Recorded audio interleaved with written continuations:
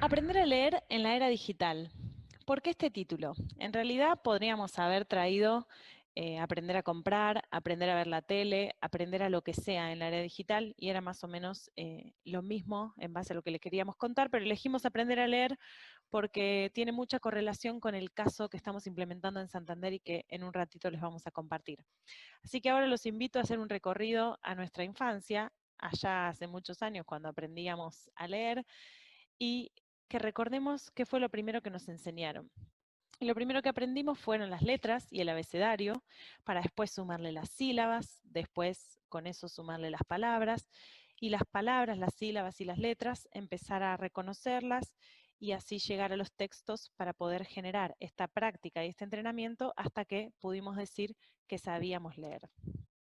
Y ahora yendo un poco a la connotación de la palabra aprender, pero enfocada en aprender en la era digital, cuando hablamos de aprender en este caso, pensando en la era digital, en realidad no es que tenemos que aprender a hacer algo que no sabemos hacer o que hacemos mal.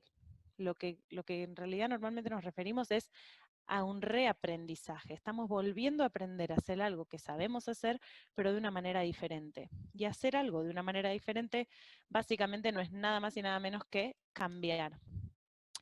Y acá les pregunto, ¿cuántas veces, si miramos hacia atrás, cambiamos alguna cosa, hábito, modalidad, normalidad, algo que teníamos muy arraigado, que nunca pensamos que íbamos a hacer de una forma distinta, y después en el día a día lo vamos adoptando y reemplazando continuamente por otras cosas, como podemos hablar del teléfono y el smartphone, o de la tele normal y el Smart TV, o lo que sea que se les venga a la mente? Podríamos estar enumerando mil cosas más. Básicamente, esta necesidad de cambiar la tenemos constantemente, y eso mismo es lo que le pasó a Santander. Sintió una fuerte necesidad de cambiar y de transformarse, pero se encontró con un dilema.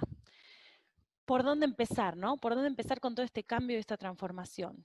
Y acá lo clave y la única forma posible para arrancar, y la mejor, es empezar mirando los datos, con datos, porque si no, no hay manera, entendiendo que los datos son uno de esos pilares, junto con las personas, la tecnología, la cultura y otros tantos, uno de esos pilares de la transformación y un acelerador para que esa transformación sea posible. Porque lo clave que nos dan los datos es la posibilidad de medir, y en base a eso que medimos, conocer, y la información y los insights que obtenemos nos generan un aprendizaje. Con ese aprendizaje entendemos cómo estamos, dónde estamos parados, qué hacemos bien, qué hacemos mal, qué le gusta más o menos a nuestros clientes, y a partir de ahí podemos construir una mejora para luego repetir este proceso y estar en continuo aprendizaje y mejora continua.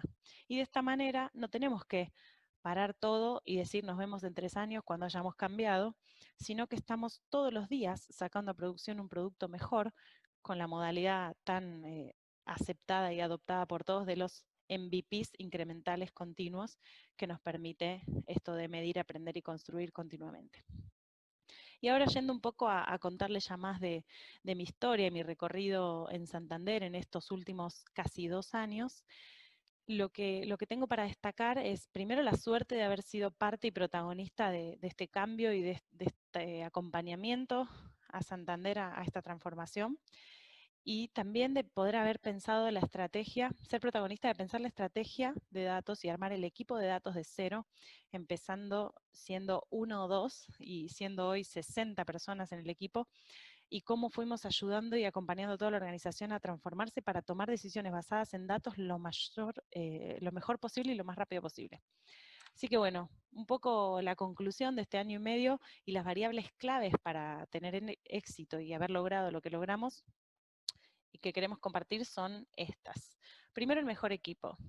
El foco en armar el mejor equipo, encontrar el talento que encontramos y el compromiso de las personas y lo técnicos, los skills técnicos que tienen y demás, nos dio un diferencial, no solo en Argentina, sino de cara al resto del mundo, porque hoy los demás países del Grupo de Santander nos están pidiendo soluciones en datos y que armemos un hub internacional de datos para acompañarlos, porque evidentemente armamos un equipo de primera línea que puede estar acompañando en datos a cualquier país del grupo.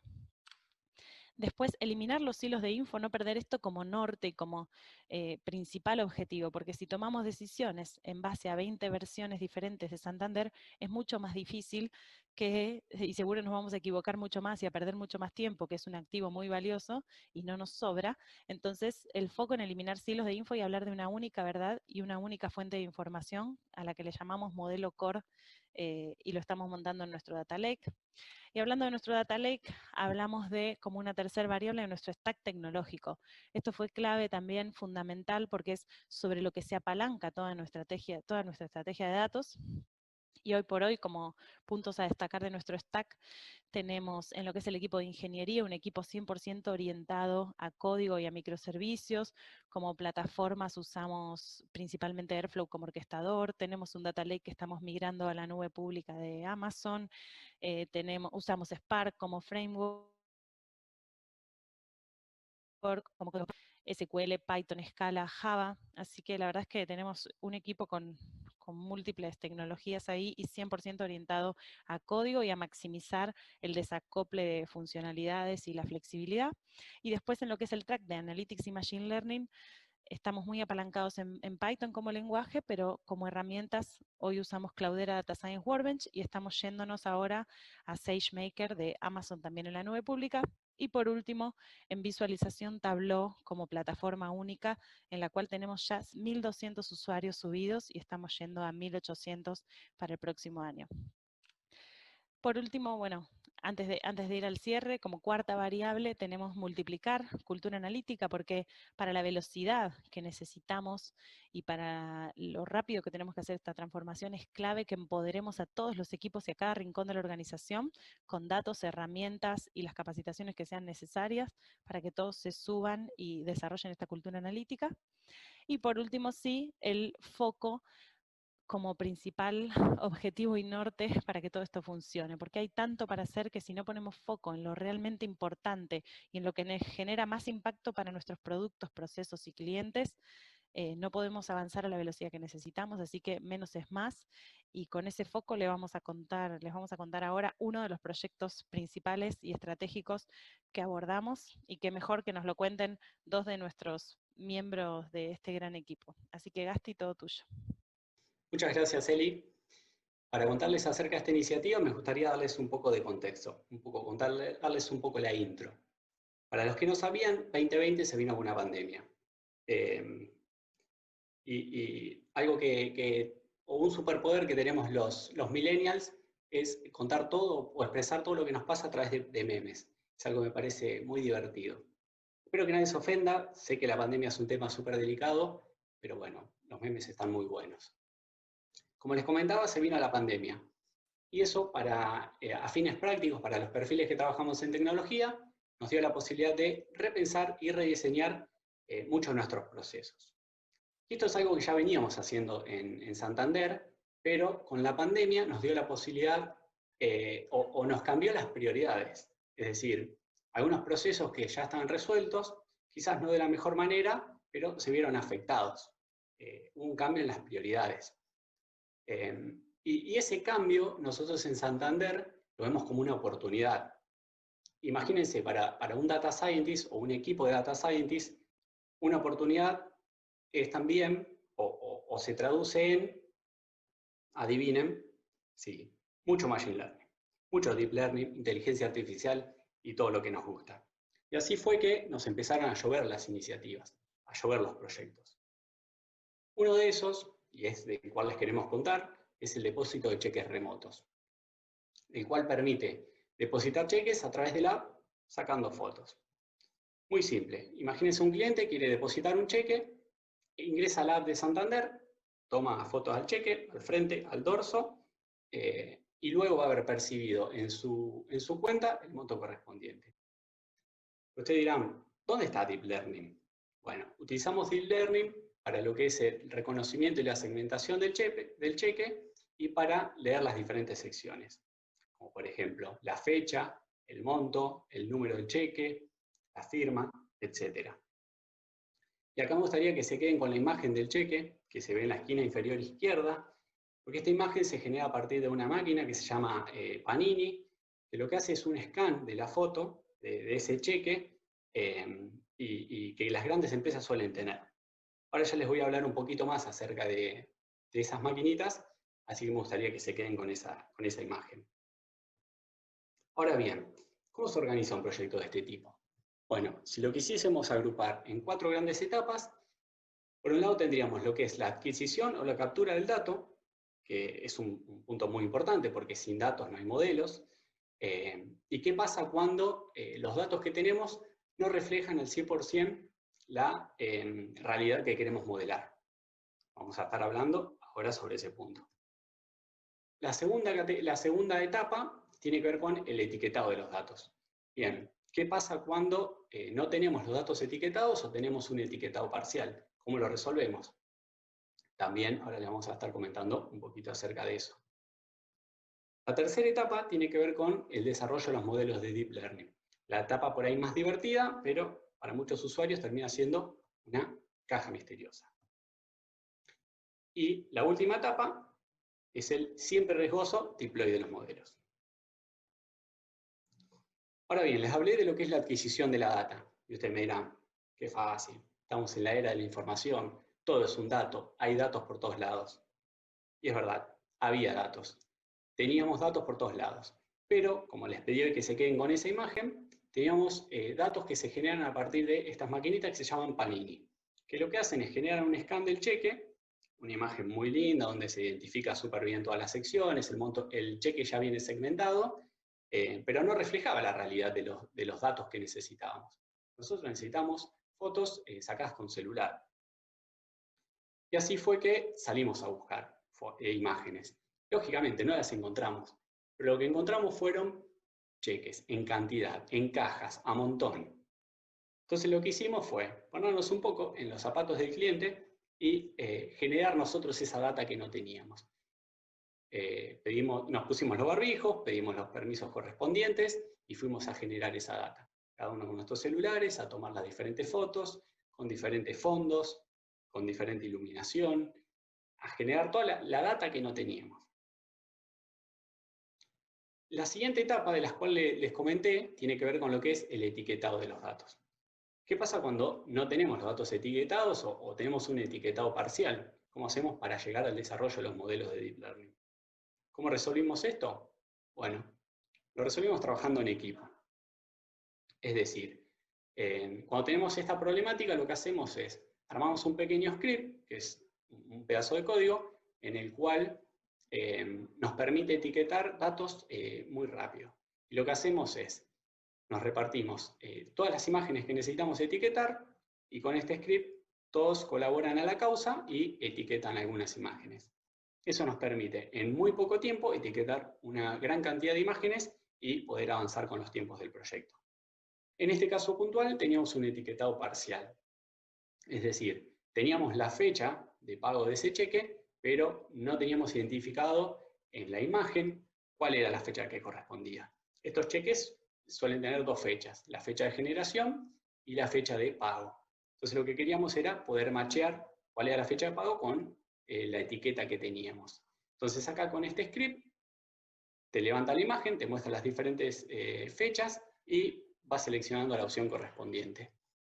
Entonces lo que hacíamos era, por suerte, es una tarea que se puede paralelizar y por más que estemos trabajando en diferentes iniciativas, cuando alguien tenía que hacer un etiquetado de datos, pedía a sus compañeros, gente, me dan una mano para etiquetar, nos repartíamos las imágenes, dedicamos algunas horas a la semana o al día, y de esa manera podíamos etiquetar una gran cantidad de imágenes. Así fue como lo resolvimos, trabajando en equipo. Y bueno, el último punto, antes de abrir esa caja misteriosa que les comenté, tiene que ver con la importancia de los datos. Y es, ¿cuál es el primer paso para trabajar con Deep Learning y no morir en el intento? No trabajar con Deep Learning. Ustedes dirán, ¿qué dice este señor? Bueno, a lo que me refiero es a dejar de lado Deep Learning y poner foco en los datos. Trabajar en lo que es la calidad, la cantidad, la distribución. Y así eso nos va a permitir, cuando entrenemos nuestros modelos de Deep Learning, poder identificar dónde los resultados y dónde nos estamos equivocando. Entonces, si se fijan, la división en etapas que hicimos pone mucho foco en los datos. Y eso fue intencional, porque habla más de una distribución de tiempos y no de complejidad de las tareas que necesitamos abordar. Así que ahora sí, los dejo con Ale, que les va a contar un poco más acerca del desarrollo y va a abrir esta caja misteriosa de las cuales ya le mencioné. Bueno, buenísimo, Gasti, es tal cual lo contás. Y acá la idea es contar un poco cuál fue nuestro enfoque de solución y cómo abrimos esta caja que venías contando. De nuevo, teníamos un problema que teníamos un montón de datos, pudimos recabarlos, etiquetarlos, teníamos imágenes y teníamos las etiquetas. Entonces, ¿cuál es el enfoque o cómo resolvemos esto?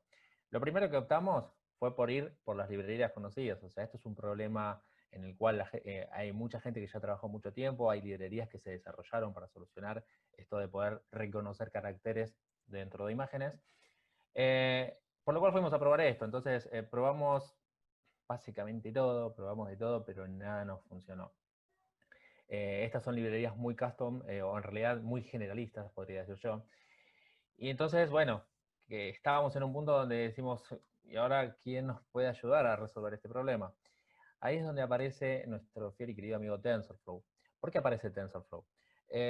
Nosotros somos un equipo de especialistas en Data Science, el equipo de Advanced Analytics de Santander Tecnología, y sabemos trabajar con modelos, construir redes neuronales y sistemas de inteligencia artificial, y TensorFlow es la librería por defecto para lo que es el desarrollo de este tipo de sistemas. Entonces, si no hay nada en el mercado que nos sirva para resolver nuestro problema, ¿por qué no construirlo nosotros? Entonces, quiero contarles un poquito de cómo funciona esto y cómo se abre la caja dentro de este sistema. Lo primero que quiero contarles es que hay una inteligencia artificial que es capaz de ver. ¿Y cómo se construye esto? La base de todo esto está en las redes neuronales convolucionales. ¿Qué son las redes neuronales convolucionales? Son redes, o sea, detrás de todo esto hay muchísima matemática, pero lo que les permite es, a partir de una imagen, generar representaciones que permita generar ese reconocimiento que estoy buscando. Por ejemplo, en este caso entró un 9 y tengo la predicción que son 9. Pero sí quiero que hagan foco en dos puntos muy particulares. Fíjense la primer capa convolucional. En este caso, yo lo que veo es que la red está aprendiendo algo y está aprendiendo distintas características y patrones de mis imágenes de entrada. Fíjense que podemos ver que hay líneas horizontales, oblicuas y verticales, y eso es lo que realmente la red está aprendiendo de las imágenes. Pero también quiero que hagan foco en la última capa convolucional, que es la capa 3, que acá también está aprendiendo cosas. Para nosotros como humanos es muy difícil entender qué es lo que está aprendiendo, sin embargo para la red neuronal está muy claro, por ejemplo, que toda esa secuencia de violetas, verdes y amarillos, por ejemplo en este caso significa un 9.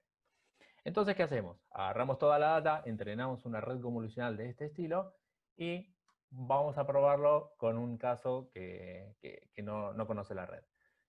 Pasamos este caso, esta imagen, ¿no? Esta es una imagen escrita a mano, salida de un cheque, la pasamos por nuestra red convolucional y nos da esta predicción o este reconocimiento, ¿no? Lo que hicimos fue agarrar y separar cada carácter por separado y haciendo este reconocimiento.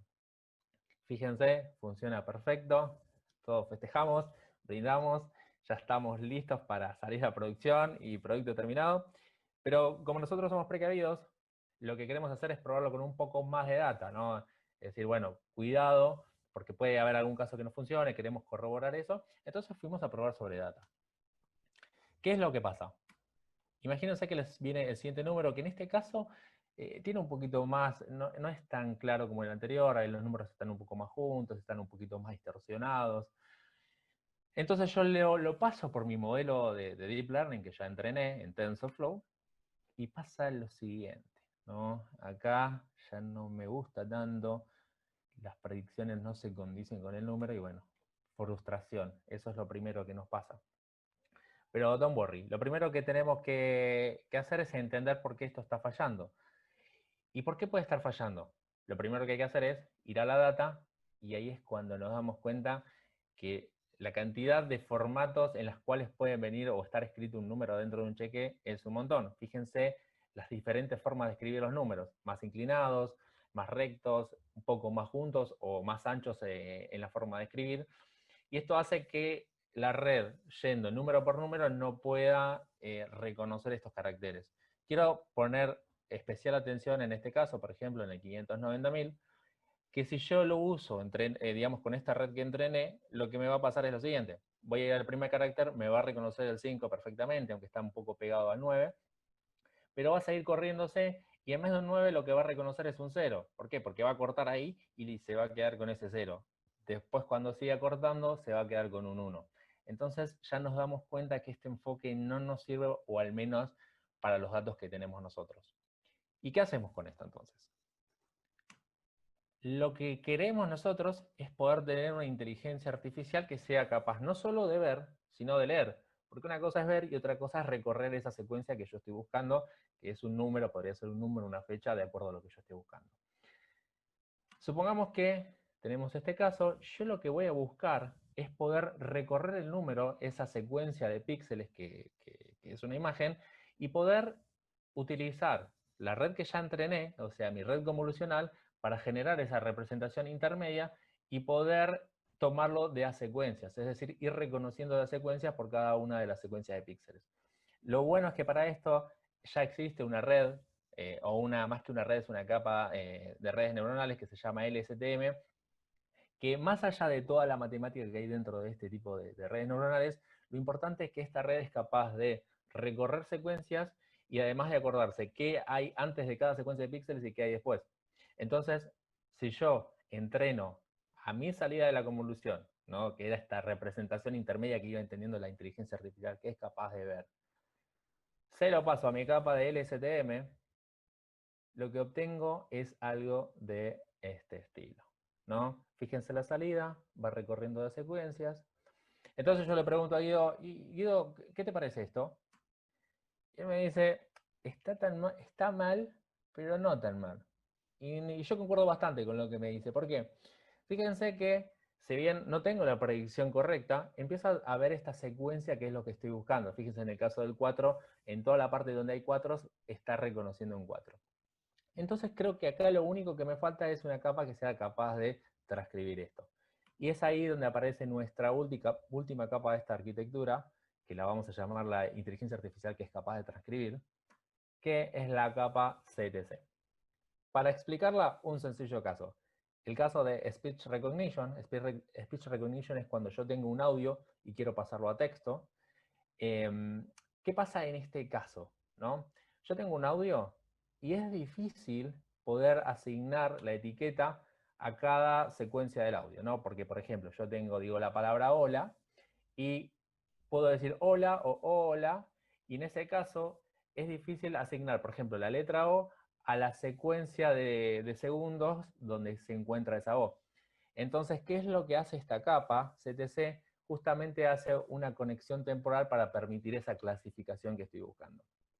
Hay una persona que se dio cuenta que si esto funciona, tengo el mismo caso cuando yo tengo texto escrito a mano, o sea, tengo el mismo problema y lo puedo resolver utilizando la misma capa, por lo cual a toda la arquitectura que ya veníamos teniendo, le agregamos esta capa de CTC.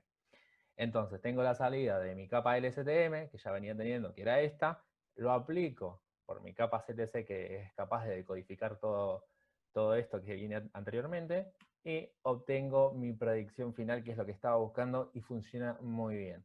Ahora sí, tenemos una red neuronal que funciona, que es capaz de predecir, que es capaz de ver, de leer y de transcribir. Entonces, ahora sí estamos en condiciones de brindar, de festejar y de tener un producto ya listo para implementar. Por último, la big picture o la foto final de todo esto es que esto es una arquitectura 100% entrenable desde principio a fin, es decir, no son componentes separados, sino se junta todo en un único componente, a los cuales los entreno mandándole input, fotos de entrada y etiquetas, y es capaz de aprender a reconocer esta secuencia de predicción. Todo esto está armado en TensorFlow y la llamamos la inteligencia artificial que es capaz de ver, que es capaz de leer y transcribir. Como últimos comentarios, para ir cerrando todo esto, quiero comentarles lo que a mí me parece más importante de todo esto, es que la inteligencia artificial funciona y resuelve problemas reales, digamos, en un caso de negocio.